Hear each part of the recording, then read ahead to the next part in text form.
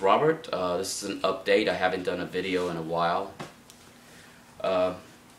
Some changes, obviously. I have changed out the aquarium.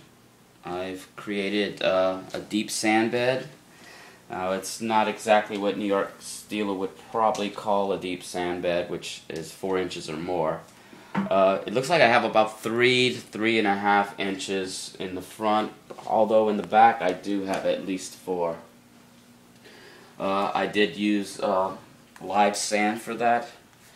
I used 40 pounds of the really fine powdery sand, and I used another 20 pounds of the pink. And so, yeah, I was going to put on those lights that was going to hang over the top, and the metal screws that was pushing against the aquarium obviously had caused it to crack. I was actually loosening it up when it cracked. So I still have my old lights. There's some T8s, like 20 watts each, so all I had was 40 watts of light. And I've been trying to find something that wasn't crazy expensive that could upgrade on the lights. And these lights have been through quite a bunch. There's not even a cover on the lights anymore. I have one blue and one rose color that the Kelvin is also like 10,000 times plus. So I thought that might help with the lower watts to actually be able to get enough light down there. So I went ahead and I purchased these lights here. Why don't you go ahead and show that? It's this is an LED light. It's a LED floodlight that was made for marine tanks.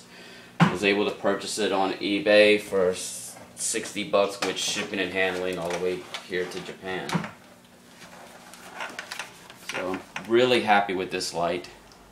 It gives a good flutter, and it looks purple actually. It is it's like 6 white and like 4 of the blue.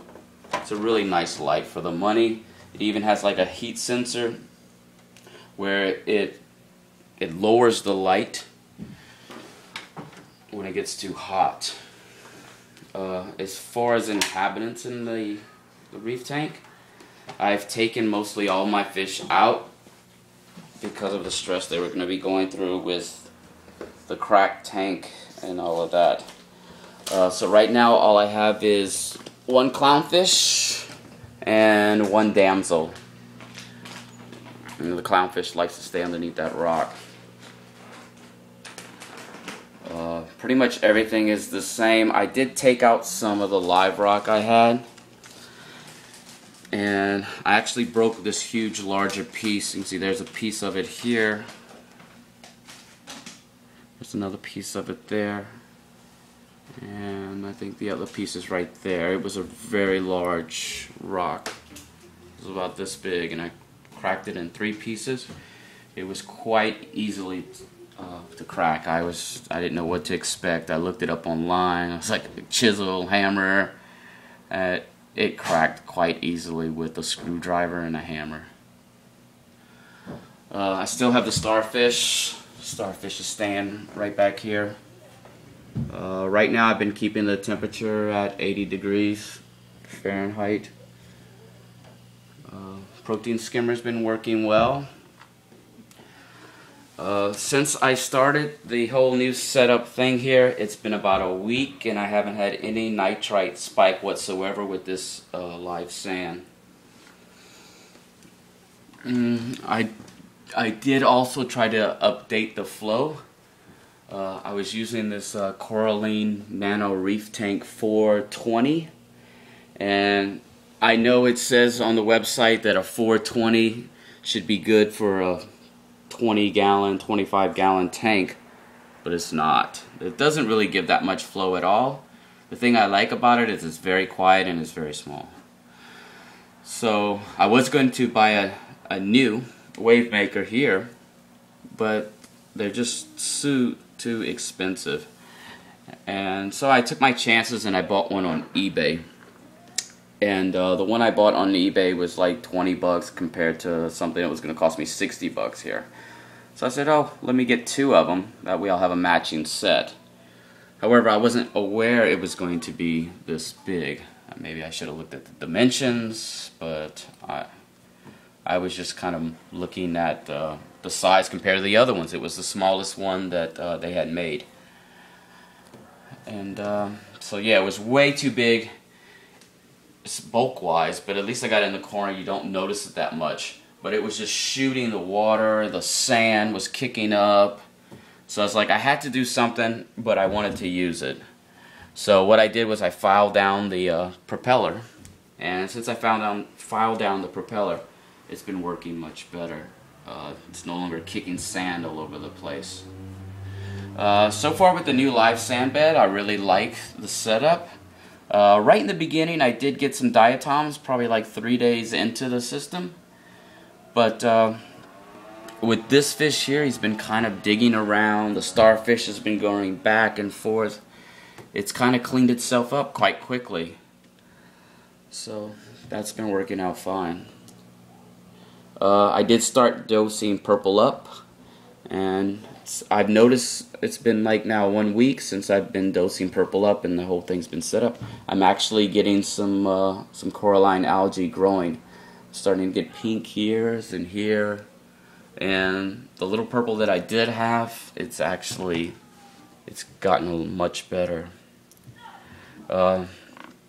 This little soft leather coral that I have here, I started feeding it this once a day, and I give it like 1/3 of a capful mixed with some water when the pumps are off, and this thing has really rejuvenated itself too. It's starting to get a little back of the green. It's supposed to be a green coral, but that also went through some stress. Recently, yesterday as a matter of fact, I did an update. For a while there, I was running live rock in my canister tank. I had 2 trays of live rock and carbon, and then cotton filter, basically, really fine stuff. And I was making sure I at least cleaned it out once a month.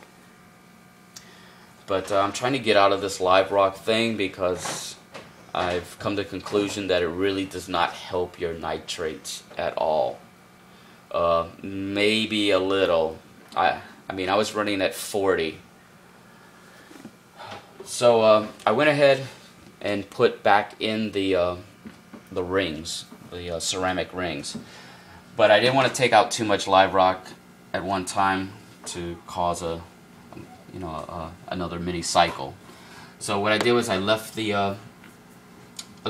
like a half a tray basically of live rock, and I also have the rings in now. Now the rings, I did soak them in like a bio additive of beneficial bacteria, and I did soak them for like 3 to 4 days before I put them in my canister. And I recently did a nitrate test, and it's completely 0. Really good color on that. Before all of this happened, I was dosing vodka, and right now I still find myself dosing a little bit vodka. And the reason for that is because I really don't know what my nitrate level is at this time. I'm out of testers, and just to kind of be safe, I put a little vodka in there. I'm waiting on that to come in right now on eBay. I have been also with this food, and originally I bought this, and this works well, I found, with your fish to keep them healthy, but it's also really good for corals. It's basically just a vitamin. And so lately what I've been doing is I'll mix a little of the vitamin and this together, and boom, like I said, he's taken off. And he adapted well to the extra flow. In the beginning when I put him in, he was just like laying down, like, I was like, oh god, I don't know if he's gonna make it. As far as testing my water goes, I use this refractometer. I advise anyone who's getting in the saltwater hobby to don't waste your money on anything else out there, because I have all 3 of them. And having all 3 devices, the floating type, the one you add the water to, none of them are worth what this is, and you can get this for like 30 bucks on eBay, and definitely worth it. You get an exact reading. It's quick and simple. You just squirt a few drops of water on the day lens there, look through it and get it to the right setting. I also use a UV light, and I'm kind of getting more and more out of using the UV light actually. Now with the live sand and everything going on like that, I'll set it for different times of the day to run. And I was even setting this canister filter for a while too. So I would really like to be able to phase out of this, and I don't think I'll ever fade out of my UV light. It's just too beneficial for disease and clearing up your water quickly. I really like the UV.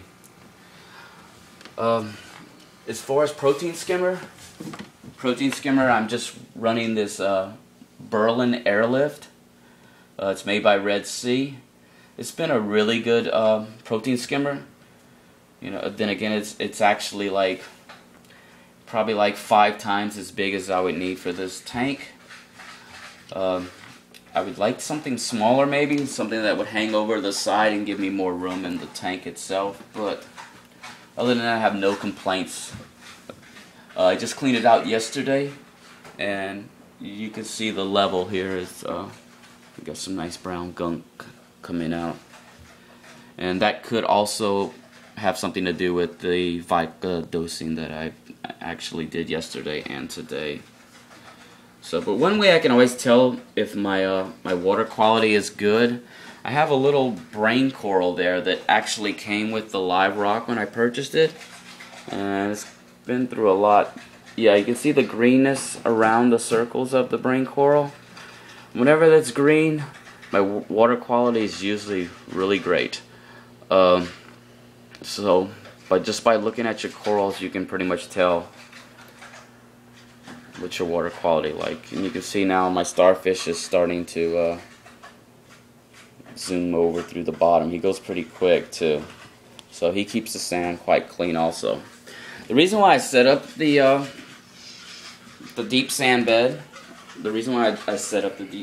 was to hopefully get some denitrifying effects where I wouldn't have to be doing as many water changes and things like that.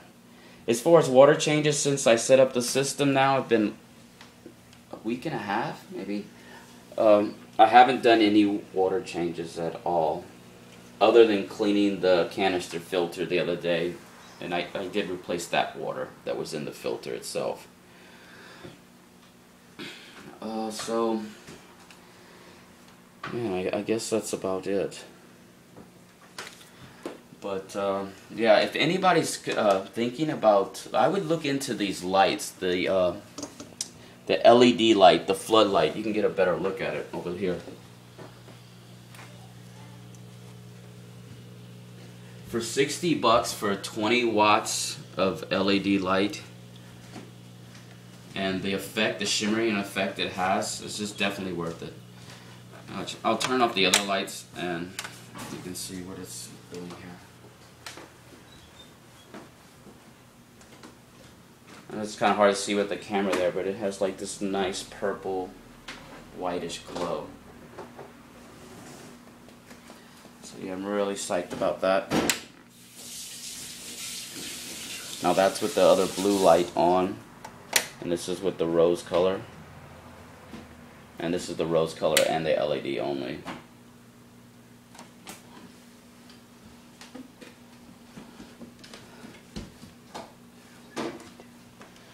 Okay, so yep, that's pretty much about it. That's what's been going on, and I'll try to make another video soon.